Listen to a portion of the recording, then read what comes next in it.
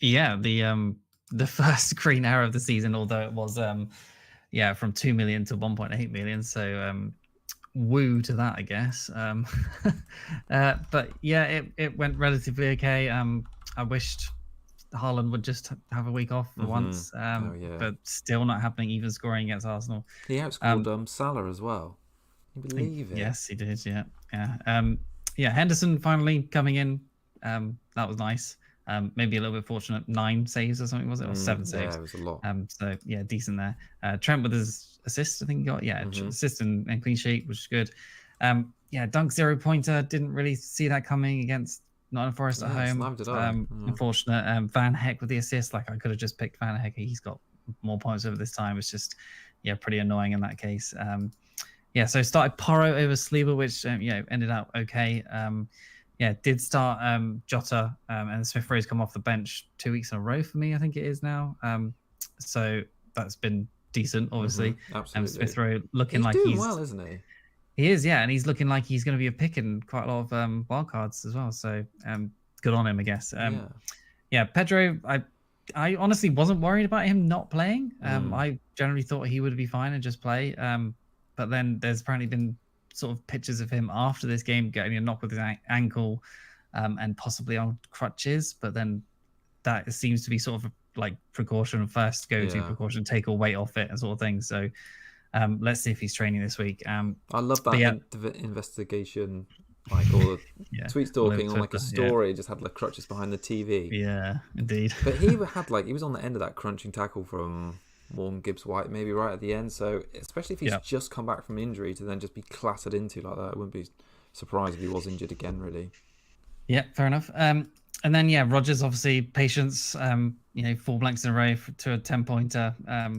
Nice to see. I think it was 3 bonus in the end. He got bumped up later in the week, which is good. And then Watkins, still returning, which is nice. I don't think all that many people are onto him, so his points are decent at the moment. But like he's probably going to become a lesser differential from now on. But then again, wildcards seem to not be putting him in, so that's interesting in itself.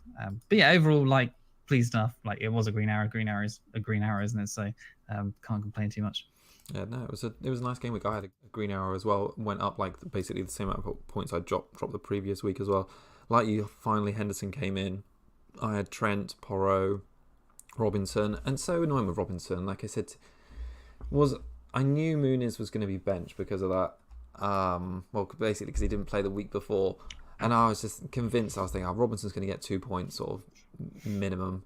I kind of thought, I didn't expect Newcastle to do well because at that point we thought Isak was going to be out. I'll bench Muniz. He's going to come off the bench for a 1-pointer, and of course he comes off the bench. Did you see the goal? It was like I didn't actually know. Oh, it was like a cross from someone from Fulham. It hit him in the back. He wasn't even looking the right way, and then it fell to. I can't remember who finished it now for Fulham. But yeah, they wrapped it into the net, and I was just like, that is such a piss take because. I was just to miss out on it, even though it's only a few points. I think it was Reece Nelson actually.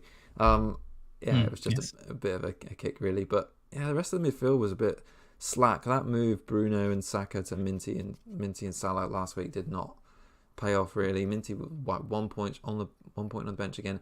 Eze has just been a bit of a I can't quite understand. I don't know if you agree, but like why people are. He seems popular in wildcard teams now. Like I owned him for the first 5 game weeks now, and he's like been thoroughly, a bit like Palace, underwhelming. Like he had 2 big chances in the game against United, and neither were convincing. He scored like a good goal against Chelsea, but he's had some good fixtures. He's had Leicester, West Ham, and Brentford in the first 5, as well as United at home. Like I say, he had those 2 big chances, and just to return like 19 points total, I think is really poor. Is it just the 1 return he's had? Just 1 return, in 5 game weeks. I'm so surprised. And it's typical as well because I think at the start of the season, if we knew that Mbeumo would be on pens and Tony would be off, I think it would have been a more popular pick basically than Eze. And yeah, he's been really disappointing, and I'm probably going to remove him on wildcard. Well, I have removed him on wildcard this week, but yeah, what do you think about people bringing him in at this stage? That seems a bit counterproductive to me. I think his fixtures are still okay, aren't they? They're okay. They're all right. He's got Everton next. got Liverpool at home, Forest away, Spurs at home, Wolves away in the next 5. So they're still like okay, but like I just don't know what he's done at the moment to justify being like a worthy pick, basically. And he's sharing pens, I guess. Yeah, I feel like he's lost them to Mateta, to be honest, because I feel like Mateta's like he's not going to give them up easy if they're both on the pitch together. So yeah, I think his stock's definitely gone down for me. Anyway, rest of the team, Smith Rowe obviously returned. I like him at the moment.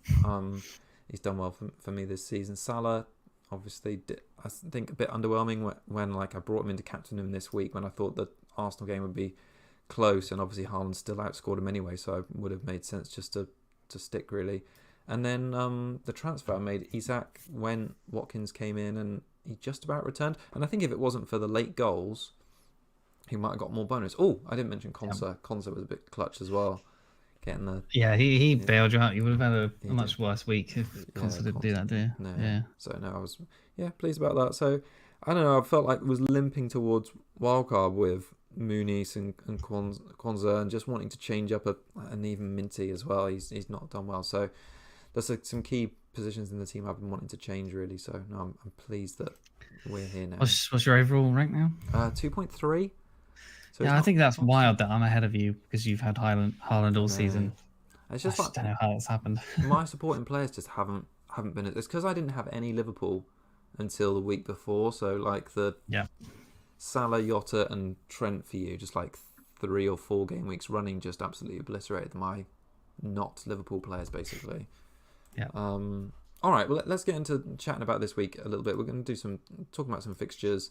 And perhaps just talk about some picks for the wildcard. And guys, in the chat, if you've got any questions, just sling them over to us, really. Someone, Carlos, has already said, would you downgrade Trent to get in Watkins? Well, do you want to answer that one? Find another way. I'd want both of them, to be honest. Like Robertson's like flashed in sort of pieces and bits, but like Kanate, I guess, is 5 million, isn't he? He's like, he does seem to be nailed on at the moment. Kwanzaa's not really had a look in again, so maybe if you want to go Kanate area to get Watkins, that seems like it's probably okay. If you're just fine with the ceiling of 6 points, then go for it. Yeah, I think if there's a way to get both, it seems difficult to replace those. They could be fixtures for the long term. I think they're almost to the point where they're fixture proof, those two. And Henry in the chat says had Eze since the start as well. He will haul for sure later on, but I've had enough, transferred him out for my wildcard. Yeah, I agree. I feel like 5 weeks I think is plenty time in 3 or 4 of those have been good fixtures, and typically he's returned in the hard one. I don't feel like that's something you can rely on for a longer period basically. This could be a popular move. Yeah, definitely. All right, let's have a little look at just doing some fixture previews. Do you want to start first, and I'll just show some of the stats while we're going through? Sure. So yeah, speaking of Mbromo, the Brentford versus West Ham fixture I think is interesting just for FPL picks in general. So yeah, Brentford's form is 2 wins, 3 losses so far. They've got an XG as a team of 6.3, which is 13th, but then an XGC of 10.6, which is 19th overall. So their defense has not been at the races. But obviously they have had tougher fixtures. But they're starting this sort of run of really good fixtures now of obviously West Ham at home, Wolves at home, so 2 in a row at home, which is really nice. Man United away, I don't think is bad for Brentford. Ipswich at home after that, Fulham away, Bournemouth at home, Everton away, Leicester at home. So that run is just looking top tier, to be honest. So West Ham's form, 1 win, 3 losses, 1 draw, an XG of the team of 6.0, so just underneath Brentford's XG, which is 15th, and then XGC of 10.3, which is 18th. So both defenses looking pretty poor. Their fixtures, obviously, Brentford away, Ipswich at home after that. So these next 2 for their attack, like someone's like Bowens or Kudus, and that looks quite good, to be honest. Then Tottenham away after that, which I think is not too bad either. Man United at home, not too bad. Nottingham Forest away, Everton at home, Newcastle away, Arsenal at home, which is obviously a bit tougher. So they've got some mixed fixtures, but like I think you could possibly start to look at differentials in Bowen and Kudus, as I said. So both teams have struggled defensively, as I said, in front of goal. So this could be sort of like a get right game for both of them, to be honest. So I expect it to be pretty competitive and hopefully plenty of goals, to be honest. So Mbromo, like a lot of people are going to pick up on wildcard. I've spoiler alert, I've already transferred Jota out for Mbromo. You went Yeah, early. I did go early because like he was rising, Yeah. Jota was probably going to drop, and yeah, I just thought like now's the time to just get that done. To be honest, yeah, 7.2 million now, 14% owned, so he is still a decent differential. Yeah. He's obviously the standout pick from Brentford with yeah, 9, 1, 14, 2, and 8 so far. So like he's been fairly consistent. His XGI has only dropped below 0.5 once in 5 games, which is obviously good. So yeah, And that was the if Liverpool Brentford away score, game. he's pretty much likely to be involved. Yeah, we know. Yes, yeah, exactly. We know for sure he's obviously on penalties, like nailed on now with the Wissa injury. We don't think Wissa was on it before anyway, but we know he's 100% nailed on them now. And yeah, like I said, that fixture swing is just like so good. Like he just seems to be. He could even be captain potential with these two defensives looking like the two of the worst in the league at the moment. Like Mbeumo captain, maybe, who knows? Obviously, Wissa I think does sort of affect them attacking wise. Like he's obviously a long-term partner with Mbeumo, so yeah, interesting to see how they do without him. But it didn't stop Mbeumo scoring last week, did it? So I think it's yeah, Carvalho. We were talking about him. Kieran, you gone? No, I was just going to say you're right about Wissa. We haven't had like seen the partnership, what it's like in a game where, apart from obviously the Spurs game, like let's say a winnable fixture on paper, to see how that impacts him. But you're right, it didn't really take long for him to still return last game week. So true. So yeah, Carvalho. We were talking about you taking a punt of him last week. Obviously glad you didn't. He did obviously start, but yeah, unfortunate to blank. So yeah, 4.8 million, 0.9% owned. It's probably gone up a little bit by now from the notes, but yeah, that's cheap way into the attack, isn't it? And he did obviously start that game as soon as Wissa was not available. Everyone thought it'd be Sharda to come in and play, but he was benched still. Carvalho came in, played the 86 minutes. So yeah, probably sort of like a form thing from his cup exploits with 1 goal, 2 assists in the cup. So yeah, he did blank at the weekend, but to me, passed the eye test. He could be that sneaky Uber differential in your wildcard teams if you're looking for that cheaper fifth mid. Like if you can get up from Winks, that 4.5 nailed on midfielder to a 4.8 million attacker with obviously big potential in points and with great fixtures. I think you just say why not? To be honest, like Carvalho, 4.8 million.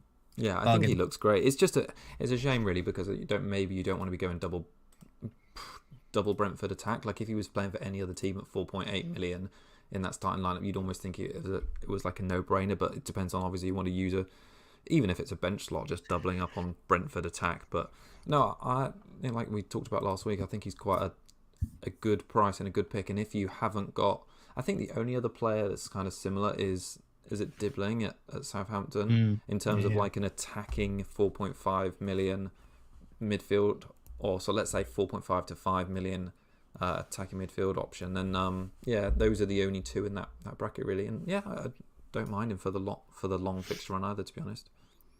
Yeah, I think if you have to, you probably just wouldn't play him unless it's like a really good fixture. Obviously, it's Ipswich at home. No, not his. Yeah, they got Wolves at home after this one, and then game week 8, I think that is Ipswich at home. Like you could play both of them in that game. That seems like an ideal situation for them to score points. Well, it's just such a great run of home fixtures, like West Ham, Wolves, Ipswich, Bournemouth, and Leicester. I mean, that's part of the reason I think people are talking up Brentford is just because they've got like 3 tricky away games out of the way in the first 5. That's why the attention's on them. Changing the perspective a little bit, what do you think about their defence? Like their numbers obviously in the first 5 game weeks have not been good. Flecken is obviously a potential goalkeeper for wildcard because of the fixture run now. I don't know, what's my take on it is that their expected goals conceded at the moment is the second worst in the league after 5 games, 10.6, but they've played Spurs away, Man City away, and Liverpool away. So three of the highest XG producers. Maybe that was part why. So I don't know. Do you think that's a fair reflection of their defence, and could Flecken or a Brentford defender be trusted on a wild card for a longer term view? Yeah, tough to say. Yeah, I don't know. They still conceded to like Southampton, Southampton, yeah, they still conceded to Crystal Palace. Like, so yeah, it's probably 19th for a reason, but like you will expect them to be better Yeah. now that they don't have those games, those fixtures.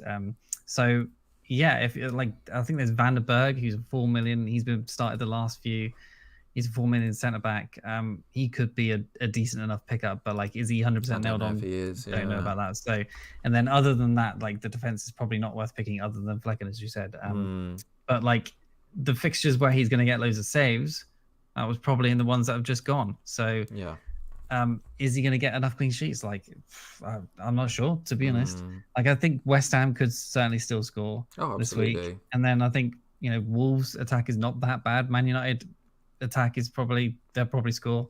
And then Ipswich at home, Ipswich's attack is not, well, okay, their attack is actually the worst in the league. Yeah. But yeah, I could see them doing something still. So yeah, I don't know, to be honest, on the defense. I'm totally unsure, like as a wider point about goalkeepers on wildcard. Like maybe we'll talk more about Raya in a bit, but like I feel like he's the people's choice for goalkeeper spot. But I'm loath to spend personally that amount of money on a goalkeeper, and I just feel like I don't know, picking a 4.5 goalkeeper just seems like the way to. I don't know, the way to play, because you're able to invest, let's say, potentially in picks who provide, let's say, from an outfield point of view, provide higher returns. Like, maybe we'll talk about Raya now, actually, because we're onto it and we're not doing too much Arsenal otherwise today. But like his returns have come when he's got loads of saves too. Like his saves so far this season are 3, 3, 3, 5, and 9. And that doesn't like strike me as a goalkeeper I want to invest 5.6 in, because if they're facing a lot of shots conceded every game, like how good is he going to continue to be to keep him out? Like it only takes one Jamie Vardy goal this weekend to like rustle everyone's feathers, and I don't know, I just don't see the upside in picking Raya. Like yeah, he's got bonus in these games because he's been pulling off some worldies, but is he going to be able to keep doing some worldies? Like their expected goals conceded in every game this season has been 0.4, 1.2, 1.8, 0.7 and 2.1, which is the outlier because it was the Man City game. That's all like quite high for even for an Arsenal defence. I don't know. What do you think about Raya? Because I've been debating it a lot this week about whether he's worth it. So the fixtures have been tough, so that's why he's got the saves. So we expect, because obviously they still have got 3 clean sheets, I think, is it? Yeah, 3. Yeah, 3 clean sheets out of 5. Like his sort of baseline is going to go down to 6 again. His highest points is probably going to be 6 because he's not going to get the saves because the teams they're facing are just so much worse. So I think he's going to be a 5.6 million goalkeeper, kind of like Edison at most of the time, where his ceiling will again be back to 6 points. And I suppose it just comes down to what would you like. Okay, let's just go on it for what would you rather have? Would you rather have, let's say, for example, Henderson, who has been pretty crap for most of these weeks, but then can pull off a game with a lot of saves and get some like 3-pointers occasionally, or would you prefer to have 5.6 invested in Raya and maybe get a baseline of 6? They got 16 clean sheets last season out of 38, so it was nearly half. They've already got 3. So let's say there's another. Let's say there's a ballpark. They've got another 13.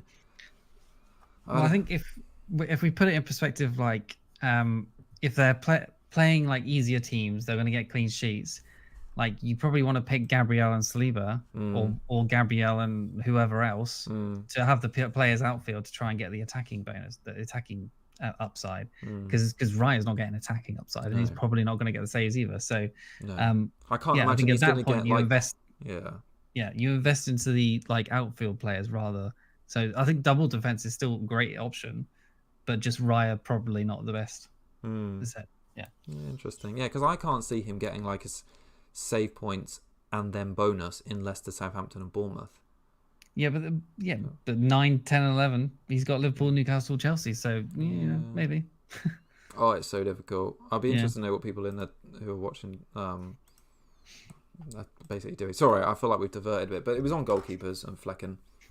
Yeah, no, I think Flecken's probably fine. Like they will start to uptick a bit. They'll get a couple of sheets for sure. So I just wanted to mention, like, if you were looking at this Brentford and West Ham fixture, Yeah. like Kudus versus Bowen, so like 6.3 million versus 7.5 million. Bowen kind of playing up front, but of course also kind of not doing that. But I think Kudus certainly passed the eye test, whereas Bowen to me kind of hasn't so far. But yeah, Bowen does actually win on pretty much every statistic bar price, to be honest, at the moment. So like expected points for the next two, Kudus is on 3.5 and 4, and then Bowen's on 4.6 and 5.4. And then actual points is 11 versus 22, goals 0 versus 1, XG of 0.5 versus 0.6, and XA of 0.7 versus 0.7, and assists, actual assists, 0 versus 2. So Kudus hasn't got any returns so far this season, whereas Bowen's got 2 assists and 1 goal. So Bowen obviously does win that, but the price is obviously a bit of a sticking point possibly. Like I don't think many people are actually looking there, but they are both good differentials. I think the potential of that squad is massive because I think their squad is really good. Lopetegui just needs to start somehow turning this form around. And yeah, this, like I said, this fixture could be one of them to do it. I've been a bit underwhelmed by West Ham. Like you say, they had like a huge investment in the summer, and there was this optimism that he was going to turn it around. And people saying like, I mean, he has had a bad start, 3 losses. But if you look at the fixtures, I don't think they're definitely not as good as Villa, City, or Chelsea. So the only other 2 games, Palace they won 2-0 away fairly convincingly, and the Fulham game actually is probably the red flag because they were like basically losing in the 95th minute before they got bailed out. So I suppose it's a little bit of fixtures, but then have been tough. So you would really hope to see an upturn against Brentford and Ipswich. And I like Bowen as well. I think Bowen's got more natural goal threat than someone like Eze in that around that price point, and I think he could be a good shout. We'll see if they've done any work defensively this week because Burma could have a field day because Jackson just was getting in so easily. No. They were so open about the defense was just really, really poor. It was ridiculous, wasn't it? He was just like running his first goal was just like he ran and ran and no one was getting back to close him down. Literally. Can't if they're they that all open thought he crossed, didn't they? But yeah, they all just like stood off him and he just went and shot. He's like, fine, I will. Yeah. All right, any more to add on that one? Nah, enough talk about West Ham. All right, fair enough. Let's talk about Newcastle and City then. So I think probably the big news is the Rodri injury. Like I think City announced today that they didn't go into specifics. They just said he's got a ligament issue in his knee. And Pep last night after that Carabao Cup game said they're going to find solutions, which could open the door to like a different number of players. But I would guess that means Lewis gets more minutes. So in the first 3, he played 90 minutes. He was subbed at half-time against Brentford, which is when Rodri came on. Obviously didn't feature at all against Arsenal and then played again last night. He's still 4.7 million. He hasn't gone back down after getting dropped. People have obviously held him. And City's fixtures do start to basically improve and bounce back. But obviously it remains to be seen how good they are. There's obviously they have a big drop-off in performance when Rodri's not in the team. So maybe that'll have an effect on them. Not affected them at the start of this season. No, I agree. But from here on, will it over a longer period of time? But I can't my point I'm sort of getting around to is, does this open the door for Lewis to play more often in this team and become a viable pick now at 4.7? Like we discussed this last week or 2 weeks ago, and I think it was before. It was definitely before the Brentford game, actually, I think, and we just sort of said that with Rodri coming back, he could be at risk of rotation again and Walker, and obviously subsequently he missed the Arsenal game. Yeah. What do you think of him like playing full time now, or having more chances at least? I think if you're on wildcard, I think you just take that punt on him, don't you? Just like maybe you just don't go for that Carvalho pick in the 5th mid. You get more nailed on person. If you just miss a game or 2 from Lewis, that doesn't really matter. Like he's played most of the majority of minutes, and he's been shown that he can play off the left side now. He can play sort of in the middle. He can play right back. Like that seems great for 4.7 million in the City defense. Like he's been getting a lot of very far forward as well. So there's nothing. Well, there is something to not like in the possible rotation, and then the subs at halftime didn't really see that coming, or don't like to see that. But other than that, I think you just pick him up, don't you? I think I'd prefer him to like play or not at all, Do you know what I Yes. mean? So Yes. like the Arsenal game would be fantastic because you think you'd be getting someone off the bench, but yeah, playing 45 minutes against Brentford, you'd be like it. Let's say, or a similar Pretty level knowledge, team, yeah. you'd be gutted. But yeah, the fixtures for City are good. I think the Newcastle game is good, considering how poor they looked against Fulham, and then they've got Fulham, Wolves, Southampton, Bournemouth, Brighton, Spurs.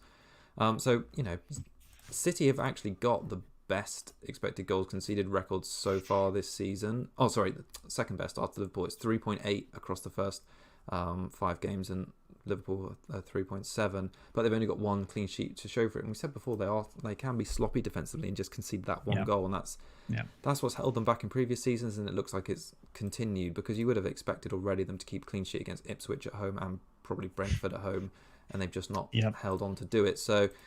Yeah, but Lewis has shown that he's capable of attacking return. So yeah, I like him, and I think his ownership, which is only at 10.6%, I think is probably going to shoot up now before the deadline a little bit, just with this Rodri news. Do you think they'll clean sheet away at Newcastle? Nah, I'd probably say like 30% chance of a clean sheet at Newcastle. Don't know why I went percentage. Percentage is cool. So people who still have Isaac and not wildcarding, like, would you play him? Oh, that's you. That is me. Will I play Isak? Probably not. I don't know. I saw your team earlier. I thought it looked fine with Isak on the bench though. So hard for me to say. Yeah, it's a tough one. Like, they have been conceding games, but then you also think, you know, that's a really tough fixture at the same time. So maybe it's not worth it. But I don't know. Yeah. Martin in the chat says, I'd say Stones and Foden, even Gundu get more minutes. We really think a 4.5-ish City defender is going to happen. It's too good to do. I know. That's why we're trying to dream about it. But it has been true to start the season. I mean, he got that one game where he didn't play that one, and then the 45 minutes. So, but then he did play the next game, and he played in the Champions League, and so he did. Like, that's quite clear. Yeah, true. So, it's just annoying he played last night in that Carabao Cup game. Yes, that is a red flag. Because that's like big red flag. Anyway, let's move on from Lewis. So just on to Savio is probably someone just to mention on City, because everyone knows about Haaland. And I was trying to think of who is an interesting option on wildcard. So I basically didn't expect him to play as much as he has. So last season he had 19 attacking returns for Girona in the Liga. So he has the pedigree to do well. He's played about slightly over half the minutes so far, and it's 3 attacking returns, which is 1 every 94 minutes. So 0.3 big chances per game and 0.6 big chances created per game, or per 90 minutes, or I should say, is not a bad return for someone that's new to the league. And I still think it is a little weird that Foden isn't getting as many minutes. Like, I'm just bringing up his minutes now. He got 20 off the bench against Arsenal. Maybe that little injury was worse and he's still like recovering. But of all the Euros players that have come back now, he's been the slowest, I think, in the league of someone to get reintegrated. And maybe that's just the way Pep wants to do it. But given what season he had last year, it's a surprise that he hasn't been brought back in straight away. And Savio's been, I'd say, preferred roughly in his sort of position. Yeah, I think Savio is probably the sort of X factor in the attack now that KDB's injured. I'm not sure how long KDB's out, but with Grealish is kind of predictable. Bernardo is obviously, it just doesn't really seem to be an FPL pick, but Savio a little bit more feisty, and just maybe not feisty, but creative, and just like has got that little bit Mahrez about him, sort of thing. So. Yeah, I also don't think he's really an FPL pick, really. Okay. To be honest. Okay. I just think his minutes are just that little bit dodgy. So, he's just that more expensive than Lewis at 4.7, where you can sort of deal with a benching. Whereas 6.5 million is just you're going to be playing him probably every week, aren't you? So you're just it's a bit of a worry. Yeah, no, that's fair. All right, we'll just talk quickly about Newcastle before moving on. I just wanted to get your opinion on where it's maybe gone wrong for Isak. So he's down to 25% ownership now. Do you remember when at the start of the season he was the most owned player? Yes. He was like 56 or 57%. He's had 2 returns in 5 games, and he had great fixtures: Southampton, Bournemouth, Tottenham at home, which they won like 4-0 last season, Wolves and Fulham away. Let me have a look. XG per 90, he has 0.3, which is 15th of all strikers. So after like the heights he had at the end of last season, how he's tailed off to do this. And he was pleading, wasn't he, after the international break, keep me on your wildcard teams, when he was doing his Swedish thing. And yeah, I don't know what's happened to him. Yeah, I don't know. Nothing's really changed at Newcastle, has it? So, well, they've changed honestly, like Gordon's position, and maybe Trippier not playing has affected him, but they're different, I think. But yeah, he's not changed his position, so yeah, I don't know. Honestly, just Newcastle look worse. Just overall, they've just been playing worse. I expect like he will probably become a bandwagon again at some point when they get another fixture swing. And he'll start to pick up more goals. Like he'll probably score against City this week, and then people will be like, "Oh God, why did I sell him?" But yeah, it's not happening so far. Honestly, I don't know. They've just been poor. All right, we won't spend too much longer on Newcastle. What do you want to talk about next? So yeah, Ipswich versus Villa. Yeah, Ipswich form like 2 losses, 3 draws. Their XG is 3.2, which is 20th. XGC of 11.1 is 20th. So they are the worst attack and defense in the league. So clearly the team that everyone should be targeting pretty much every week. And obviously Villa, the ones that you should be looking at this week too. So yeah, fixtures are pretty good in general. Like Villa, West Ham away, Everton at home, Brentford away, Leicester at home, Tottenham away, then Man United at home, then Nottingham Forest away. So the fixtures are good for a lot of people picking up a 4 million defender, and then Greaves looks fine in that sort of spot. You probably never need him, so why not? I suppose there. But I guess the why not is their defense is atrocious. But yeah. So yeah. Otherwise, Villa, 4 wins, 1 loss so far. XG of 8.6, which is 6th, and XGC of 5.4, which is 5th. So they've been looking quite good on both sides. Yeah, their fixtures, Brentford. No, why have I got Brentford there? So it's Ipswich away this week. Tottenham. Wait, is it at home? Yeah, it's Ipswich away. Okay, I've got completely this wrong on my notes. Tottenham away, Man United at home, Nottingham Forest away, Everton at home, Newcastle, and then Arsenal. So those, I think they're good next fixtures. 4, I think, are really good. The Ipswich, Tottenham, Man United, Forest, Everton, next 5, I suppose. I think they're good. Not worried about Tottenham, not worried about Man United. I think they score on both of those. Not worried about Fulham, not worried about Bournemouth either. Exactly. So yeah, they're good fixtures. They're certainly the former team. They're playing the worst attack and defense. Watkins and Rodgers absolutely worth holding on to for this fixture, I think. Bailey, we don't know if he's starting and all that stuff. He's not really nailed on. I think those 2 are certainly the ones to look at. And obviously, if you've got a defender like you have Konsa, are you going to be picking up Konsa on the World Cup? Probably not, right? Probably not. Just because they've been underwhelming. Like they had 2 good fixtures, Everton and Wolves at home, against 2 teams that just got such poor XG, and they couldn't keep a clean in either. And Leicester before that. Yeah. So probably fair not. Enough. So yeah, 20 big chances conceded by Ipswich, which is 19th overall as well. And then Aston Villa have had 21 big chances themselves, which is 1st overall. So this could be, captain material for Watkins as well. Like I've talked about, Mbromo captain differential, like Watkins captain differential is certainly there this week, I think. So, 9 million, 28% Watkins owned, 83 and 90 in the last 2 Prem games for minutes. So his fitness doesn't seem to be an issue anymore. And he's obviously starting to pick up those points pretty consistently. So 5, 13, and 6 in his last 3. Yeah. Average 7.6 points per game was obviously really good. Many wildcards, as we said. Like I think you are including him, but I think I am. Many wildcard teams seem to not be including him, and I think that's kind of crazy.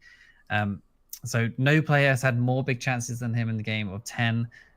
Joint first for forwards in big chances created of 2.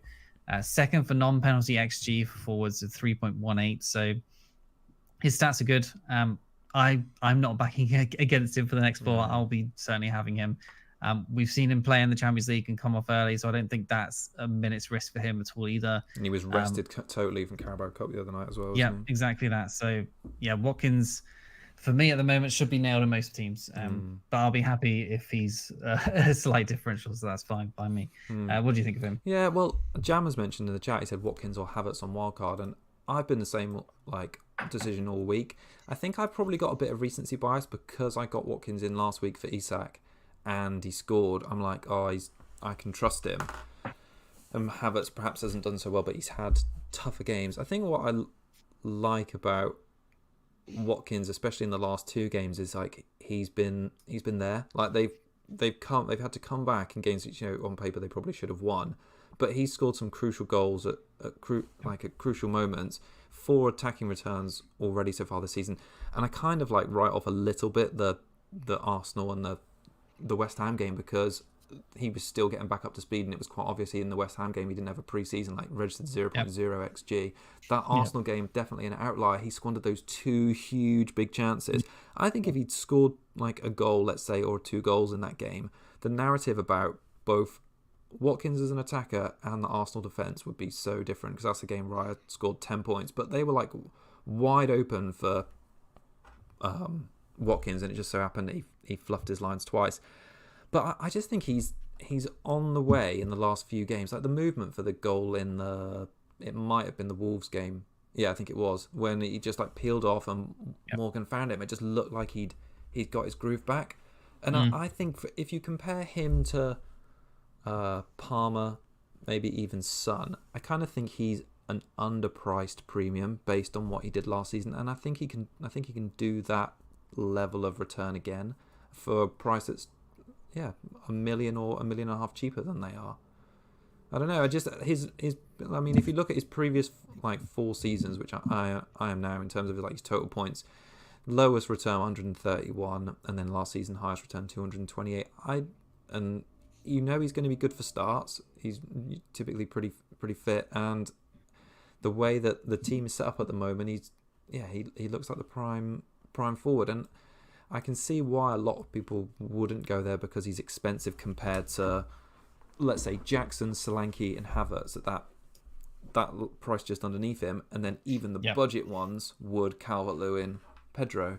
But I just think he's the standout pick, and he's so reliable. Yeah, I'm seeing lots of people trying to cover Villa attack by just owning Watkins. Just owning I don't think that's the thing. I don't think that's the thing. No. Like I'm almost happy to get rid of Rodgers on the wildcard, because I don't think at the moment he hasn't got like that attacking upside compared to, let's say, others in that 5 to 6 million bracket like Smith Rowe or Semenyo, maybe McNeil. But maybe he's been unlucky as well. He has been unlucky, in my opinion. Yeah. Maybe if he'd got those 2 attacking returns against Arsenal, that'd be different as well. So, what I do like about Rodgers, I got him up on screen now, is like how he's consistently played 90 minutes. Like I didn't expect that. Yep. I thought he'd be way less popular than that. So no, I kind of told myself when I played the wild card that I want to keep Watkins, but it's definitely made it harder to fit in Raya, which is probably why he's not in my team. And I don't think FPL's as fun for me anyway, like sacrificing a striker I like for an expensive goalkeeper, which is, not a stat or an analytic approach at all. It's just like, I like this. No, that makes total sense. Yeah, makes sense to me. Anyway, there you go. There's my bit. But what do you think on Watkins? Because you've had him like me. I think. Yeah, I love him. He's a local lad to us. So yeah, I'm a big supporter. And yeah, he's great, and I just like owning him as a differential. So maybe forget everything I said. Love it. Yeah, so I'll just mention Duran. Oh yeah. 6.1 million, 5% owned. I've got down here not really an FPL pick until he starts games, but however, obviously he's got 6-1, 7, 6-5 so far. He's only blanked in 1 game despite starting none of them. 4 goals puts him joint second with Jackson. Played 131 minutes out of a possible 450. Average of 5 points per appearance. 25 points makes him the 8th highest scoring forward despite those minutes. Is he going to keep doing it? He scored in the Carabao Cup as well, or the League Cup. Did he score in the Champions League? I think he might have done as well. Did. So yeah, I think he scored, but then one of them wasn't given or something. Okay. But then I can't remember if he was given. He scored one which was given, and he scored last night as well. Yeah, Exactly. So, and I think Emery has been questioned about him starting games and starting with Watkins, and he said that is a possibility. Mm. But like he said, like so, I can't remember what he said exactly, but like things would have to happen for that to happen correctly, and most people sort of think that Rogers would be the one that would go out, but like Yeah. he's played 5 literal 90 minutes. He's played every single Yeah. minute so far, and he played in the Champions League. Like Rogers looks Rogers like is he's like, nailed on yeah. as well. So yeah, until Duran starts starting games, then he's probably not on a shum. But when he does, and it looks like he will start to eventually, 6.1 million is obviously great value. Yeah, no, agree. It's just a shame. I don't think he's going to change to like 4-4-2, but Duran looks like a beast, doesn't he? Imagine if he'd gone to, maybe he wouldn't be as good if he'd gone to West Ham. He was nearly going to West Ham. Remember, he didn't like properly celebrate in that first game of the season. Right. Okay. And I wonder if it would make Watkins worse if obviously I think Watkins stayed on, but Duran was on while Watkins got off his first goal. But would have to see if that makes Watkins a worse asset if they start playing together. I know. It's all this talk about like Calvert-Lewin and Pedro as like the best like 6 million option. Why is like Get Duran? get Duran for like 30 minutes every game week and he scores. He's got 4 goals. He's a beast. It's just he can't. Why is no one talking about the Villa triple up in attack? Duran, Watkins, and There's Morgan. been some wonder goals, so I suppose a few of them have been fortunate, I guess. Yeah, he's a beast. Right, let's just talk about Everton really briefly. Everton and Crystal Palace, and then perhaps we'll just pick out some final players. So I think there's probably quite a lot of interest in Everton this week for people on wildcard, perhaps not so much for you, but it feels like maybe not a perfect storm for form is brewing, but they've got like a great run of fixtures now. Let me see if I can bring it up while I'm chatting about it. Great run of fixtures brewing. Here we go. Let's just choose someone. Here we go. Dwighty McNeil. They've got Palace and Newcastle back-to-back at home, Ipswich, Fulham, Southampton, West Ham, Brentford, Man United, not a scary fixture, and Wolves before it's a little bit tougher with Liverpool, Arsenal, Chelsea and City back-to-back in December time. So you're basically not asking for Everton players for Christmas.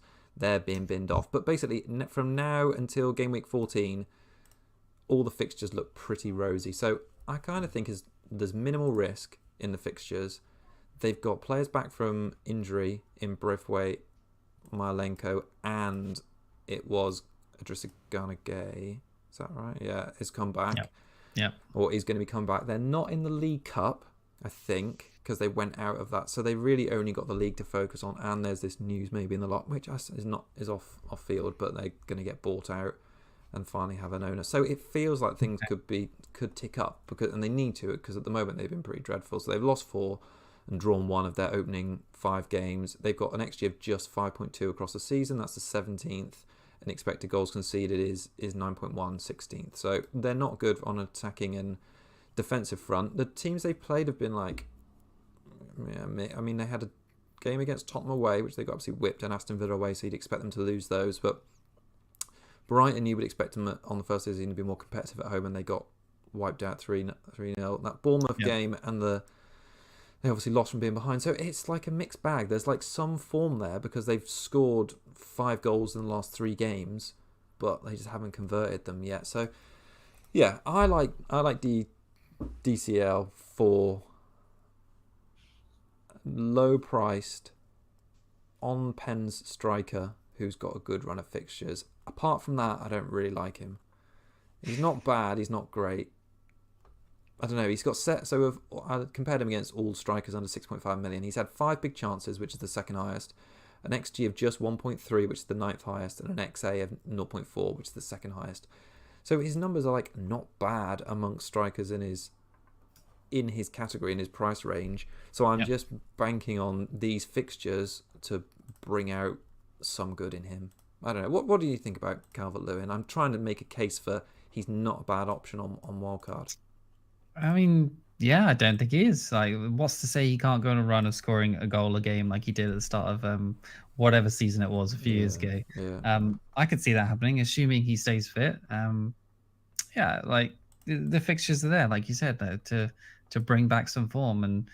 And yeah, there isn't many other 6 million like around that price to even look at. So why not? Yeah, fair enough. Honestly, yeah, like Yeah. with João Pedro's sort of issues at the moment, and sort of what's the name? Welbeck's, like, obviously Welbeck's been fine, but their fixtures are getting tougher. So they probably aren't options on wildcard. But so DCL, like, maybe you could look at Nketiah for Palace, 5.9 million I think he is. But yeah, around that for strikers that are on penalties in with great fixtures, like there isn't anyone better, to be honest. No, I think, you know, I think it's easy to look at him and think, ugh, because Everton aren't that exciting. But you're right, they're now playing without a break teams that should be around them in the bottom half of the table. Maybe sans Newcastle, sans Man United until the start of December, and that seems like a nice set and forget. Don't worry about it, and just if he gets a 2-pointer, it's not too bad. Yeah, I agree, 100%. And then the only other person I think, I mean, he's not exciting either because I think his floor is minimal. But McNeil is cheaper. He's 5.4 million, 2.8%. He's had 3 returns. What he's probably got the benefit over DCL is he's a 90-minute man. He's played 5 90 minutes so far. 20 key passes is a league high. He's had 6 big chances created, which is the best of all players in the league, and 2.61 expected assists, so it's second highest after Maddison. So I think probably he definitely boosts Calvert-Lewin. Like when you compare, maybe apart from Welbeck and Pedro have got more difficult fixtures, I think of like supporting cast of players in behind Calvert-Lewin, I think McNeil is probably like the best creator compared to like the Forest guys who play on the counter attack with Wood and true. Duran's 20 minutes off the bench. I mean, he is just a bit crap though. So I know he's not exciting, is he? No, none of the Everton boys are. I think DCL is fine, but as McNeil as a pig, like I think it's just going too far. Yes, it's not fun. But someone will pick him, and he will get like that 12 and 6-pointer, and they'll be laughing. Oh, I yeah, not for me. I don't doubt it. Yeah, not me. Cool. All right. Should we just talk about picks in general? For wildcard? Wildcard, yes. So I'll just start with Gabriel. Obviously, it seems pretty obvious. That 6.1 million now. I'm not sure when he rose. I think it must have been after this week. 18% owned. I'm surprised that's so low still. Oh, it's 19 now. Well, it's just we weren't sure what was going to happen with his sort of nailedness because of Calafiori and Timber. Yeah. So yeah, the fixtures are obviously the next 4 amazing: Leicester, Southampton, Bournemouth, Liverpool, then Newcastle, Chelsea, Nottingham Forest, West Ham. So yeah, there's the run of 3, which is tough, but like the mid time is really nice, and they look like they're set up for double defenses, maybe even triple up if you want to go there. But top scoring defender of 36, 2 back-to-back games with a goal, only blanked once in 5 weeks. He's got 6, 6, 2, 15 and 7. Since 2021, he's the top of current Premier League defenders for goals with 16. The next closest is Ben Mee on 10. XG of 1 as for defenders is first overall. XGC as a team 6.6, which is 10th, but they've had tough fixtures, so that's going to go up. 3 clean sheets in 5, 4 and 6 including the Champions League. Oh yeah, for me, like double or triple up. Could be on. Gabriel just has that goal threat, doesn't he? I don't know if you saw the replay of him with Walker. Just sort of like Walker's like tapping him, and he just absolutely just sort of bodies him around, and just like Walker's nowhere near him. Yeah, so yeah, he's just going to keep getting goals, isn't he? Like it's not going to happen every week, obviously, but like he has that absolute threat from set pieces. So, and Saka to Gabriel, we've seen that so many times now. So yeah, I think what this like the last 2 weekends definitely have like should and now have cemented us for this season is it's not worth benching an Arsenal centre-back, even in the tough games, because they're so good at set pieces, there's always a chance. Like, how is it that I think his last 2 game weeks against City away and Spurs away, he outscored the previous 3 games against Brighton, Villa and Wolves? That seems nuts. Yeah. So, and I think Saliba could do the same. It's just that Gabriel's probably slightly better in the air at attacking the ball. Yeah, SK in the chat saying Saliba instead of Gabriel, because Gabriel will be a marked man now, and Arsenal will have set piece plans for Saliba. I mean, I don't know about that. Like he's been a marked man for a long time, and it doesn't seem to stop him. So, I mean, Saliba does have threat too. Like it seems to be like it could go to either of them sort of on a set piece, but Gabriel's just got that aggressive, just head He's in. just like a demon, Doesn't matter isn't if he he? get his head chopped off, does he? No. From someone's leg or something. He'll just go for it anyway. And he missed one just before, like in the City game as well. Like he could have easily had the a second one. I think about 5 or 10 minutes before he actually scored, he had one from a few yards out and went over the bar. Yeah, he did. Yes. So yeah, I just think that. Yeah, I don't want to go over it too much again, but like that to me, or having Saliba, even though it's more expensive, even more exciting than having Raya and sitting there watching, thinking, "Oh, I hope Raya makes a save and it doesn't go 100%. In." Yeah, like so he's on 19%. Imagine his ownership was going to get up to around 25-ish, I reckon. Yeah. Maybe even more by the start at the end of like the wildcard week. Yeah. Yeah, for sure. No, I love it. Who have I got to chit chat about? It's difficult because I'm obviously just going to talk about players I've maybe picking, but then well, maybe not. So I think a good one, but maybe not immediately, is Solanke. So he's obviously the prime Leicester. Also, how he didn't drop is like a joke. Do you think they just like fixed his price because he'd come from Bournemouth? Like he could have dropped like to a 7.2 or 7.3. Anyway. But yeah, I think he lost something like 7 million owners or something ridiculous. I'm sure I saw something that was crazy, and he just it was a disgrace. So you and I you started with him as well, didn't you? Did we both start? Yeah, I did. Yeah. So I was really positive after the first game against Leicester, even though he blanked, because I remember at the time looking at his baseline bonus rate, and it was really high, and I think if he'd scored, he would have got top bonus. And that was really encouraging. And then he obviously had the 2 games off and 4-0 win, and we sold him. And then obviously came back against Brentford, let's say in his first winnable fixture, not against the Imperials Arsenal defence. And yeah, he scored his goal. I think he missed 3 big chances, had an XG of 1.6. So I think he's going to be reliable for minutes generally across the season, similar in a way Watkins will. And I think their Spurs' fixture run is great also. I think United away this week is probably like putting more people on wildcard off than not, but I think that'll be an open game. Spurs' expected goals, let me just have a quick look. Spurs XG for the season, they're up in 4th behind Man United, Liverpool and City, 9.35. I think absolutely chance they can score in that game. Brighton away, the same. Forest got 2, so why wouldn't Solanke be able to? And then after that, West Ham, Palace, Villa, Ipswich, City away, but Fulham, Bournemouth, Chelsea, Southampton. So again, a bit like Everton's run of fixtures, good until the middle of December for people on wildcard. And I reckon when you probably wildcard, if game week 8 or 9, you're probably going to end up having Solanke in there somehow, because I think if he establishes himself over the next 2 games, he's going to be red hot for wildcard. Agree. Imagine like if people are picking up on wildcard, watch him rise to 7.6. Wouldn't that be hilarious? Oh my god, he's absolutely gonna. If he scores this weekend, by like Monday he'll be 7.6. Oh my god, I can absolutely guarantee it. Yeah, that'd be so annoying. That is just garbage, isn't it? Just throw the game out. Fucking hell. I don't know how he got 1.61 XG against Brentford, but then he didn't score. That is. Yeah, it's not amazing. Good. But yeah, I think if he got a second goal against Brentford, then he would have been more of a lock. He's still only 8.1%. But yeah, he's probably not going to make mine because I like Watkins. But when Watkins' fixtures get a little bit tougher after this next block of 4, I think there's an easy downgrade to Solanke there. I'd be tempted to get him this because I have a free transfer to get him. And for Isak, I could do that, but I would have a trouble then benching Rodgers or Smith Rowe, or so I don't want to do that. No. Who should we chit chat about next? Yeah, so we both owned him at the start of the season. Bruno.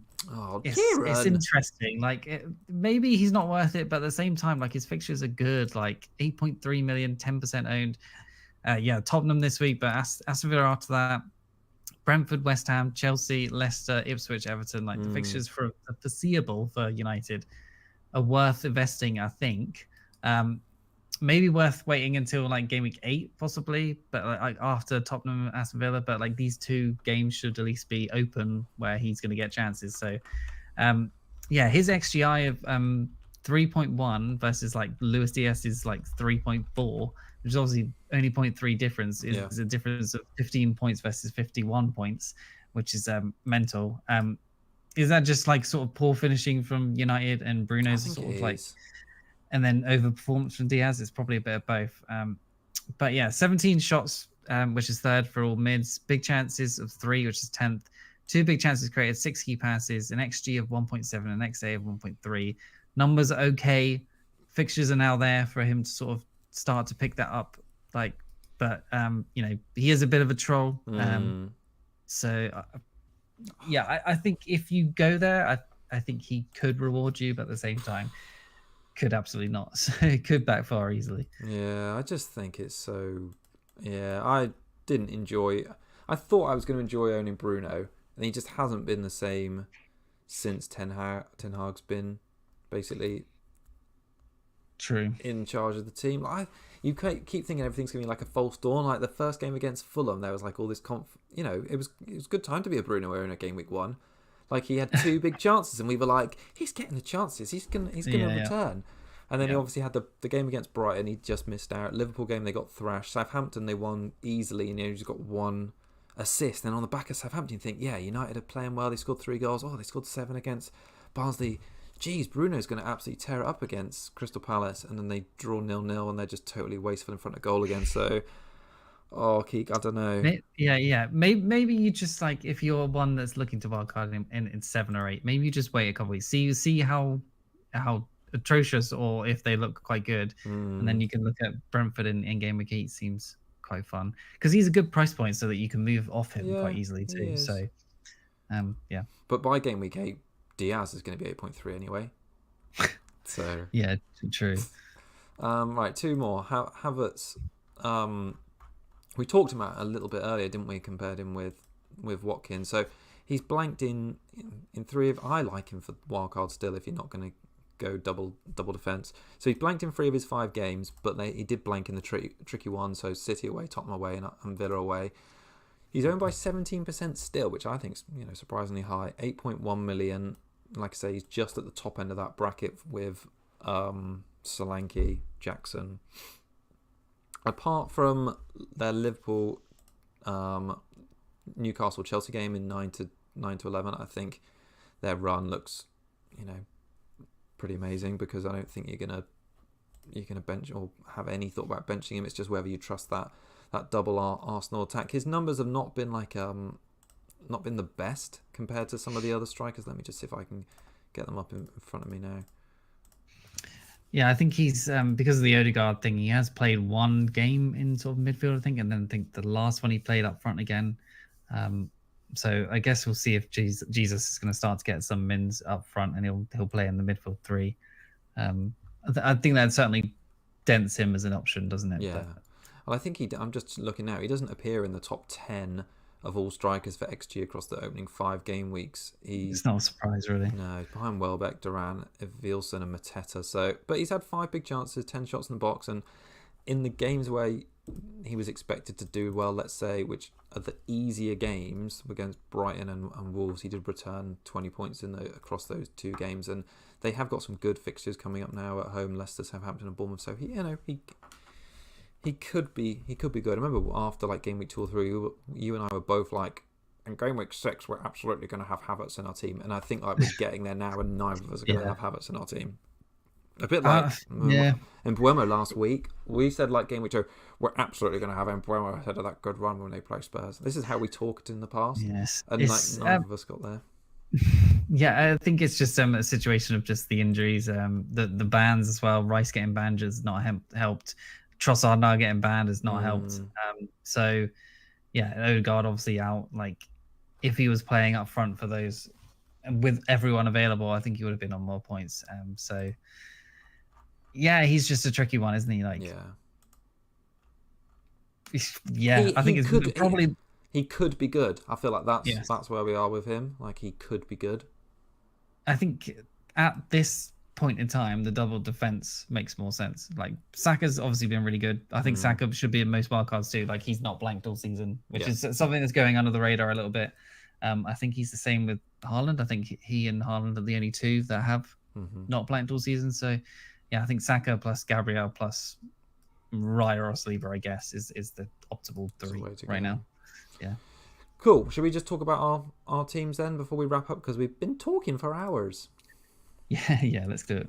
Let's have a look at yours first then, I think. So you're benching Isak, but to be honest, I'm looking at your team earlier, I was like, that's like fair enough.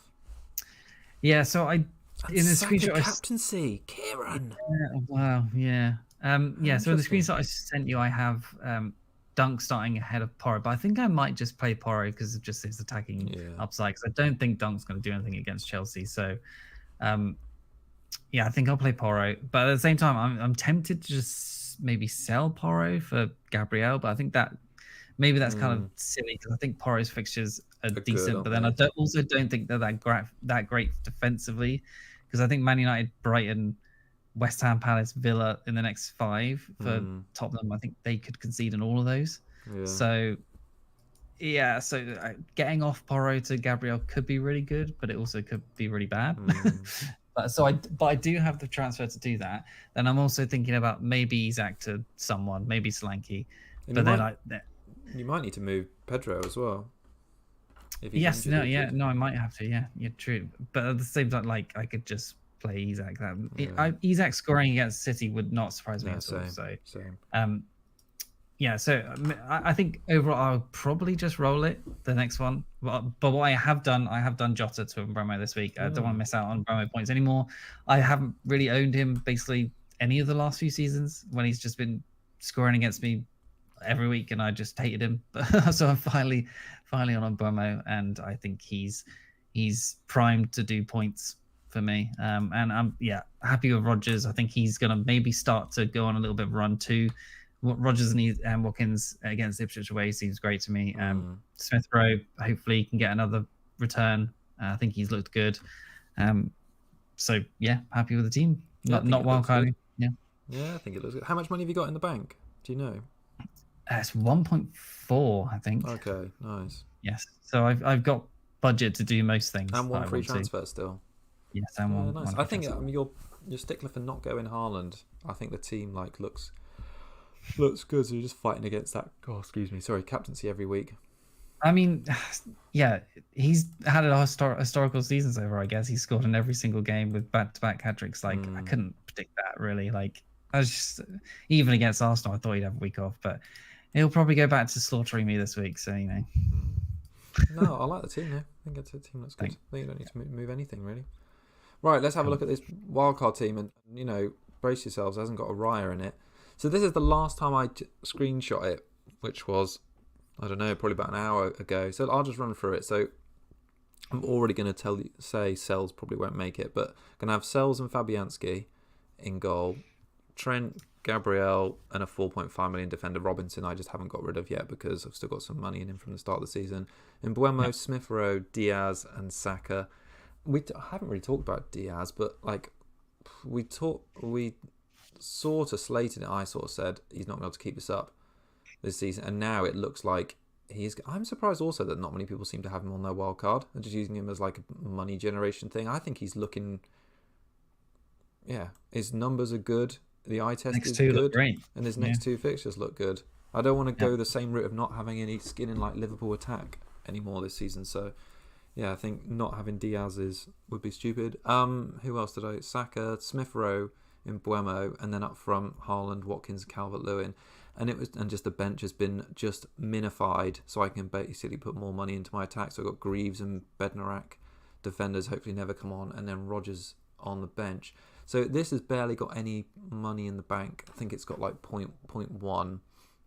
I think the only transfers I'm probably going to make from here are Robinson to, is it Anina? A-I-N from Forest? Aina from Forest, because their defensive numbers have been great so far this season. And I think for 4.5 million with a little bit of attacking threat, he's fine and rotates fairly well with Greaves and Bednarak until game week 20.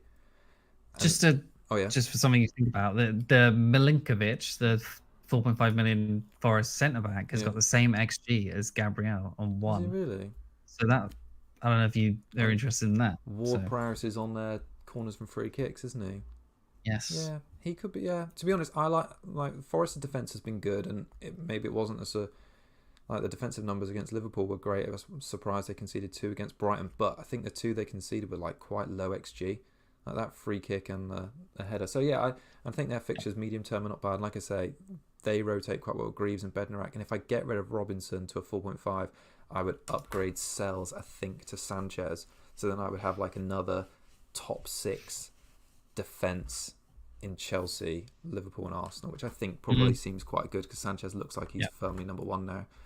So I think that's probably about it, really. I feel like the wildcard was more to like refine the team and just get rid of a lot of the scum I had on the bench. Yeah, Jammer mentioning Semenyo over ESR. What do you think about Semenyo? Yeah, I haven't got the budget to do it, to be honest. What is his price now? In fact, I might be able to do it if I do it like tonight. Well, I think Semenyo is 5.7. So I did actually have some notes on Semenyo as well. The reason I'm a bit like not so hot on him is because that after Southampton, I think is a great fixture. Leicester, I don't think is a great fixture away. I think they've actually like shown that they're not going to get whomped so far this season. And then after that, he's got Arsenal, Villa, and City back to back to back, and then his run's a bit better. So I'm kind of thinking that Smith Rowe and Rodgers have like a nice bit of a rotation around that sort of time, and then maybe if Semenyo's still looking good around game week 11, I might consider him to 19. But yeah, I kind of think he's got like Southampton is his 1 good fixture, and then he's got 4 not okay ones basically. But could be totally wrong, to be honest. Yeah, I think that makes sense. What do you think? It's the first time I've shown you the draft. Really, I showed you a couple earlier. I think that's good. I think Sanchez and then Aina or Milinkovic. I think that those make sense. Yeah, you're not fancying the double up on Arsenal defence then with Saliba as well. You just couldn't afford it. I think can't afford it. I think I can afford it if I downgrade Watkins, but I think I'm just going to enjoy FPL more if I have Watkins and a cheap keeper. The double Arsenal defence, even if they can see, like even if they do keep clean sheets, I feel like my satisfaction levels for a double defence is not going to be as high as Watkins like returning. I feel like that's more fun, which is probably not the right way to play, but I like it. Fair play. Yeah, so I think it looks okay. I'm quite happy to keep Smith Rowe and Rodgers. I think they can rotate quite nicely, and I don't mind having the cheap defence because I think having the Gabriel and Trent is like going to be enough most weeks. So I don't think there's anything too extreme in here. I think if you're going to get Aina, play Rodgers over Smith Rowe. Yeah, I think I will do. Yeah, Aina's my pick. I've just been waiting on just in case Robinson rises again this week, because then I'll have an extra value, sell value on him. But I quite like how Aina, Greaves, and Bednarak rotate, and I think he or the other lad you mentioned, the centre back, seem like a good defence this season, better than Fulham. So yeah, Milinkovic goal this weekend. Cool. Yeah, that'd be nice. Yeah. Cool. All right. Have we got any more to add? No. Just good luck, I guess. Yeah. Hopefully, Harlem blanks for you. Thank you, and the same for Saka. Who knows if I actually kept Saka? I suppose we didn't mention that too much. But I think he's just probably maybe it should be Salah, but Salah's put me off slightly recently. I don't know why, but so it's just Leicester at home seems the better fixture. Yeah, no, I agree.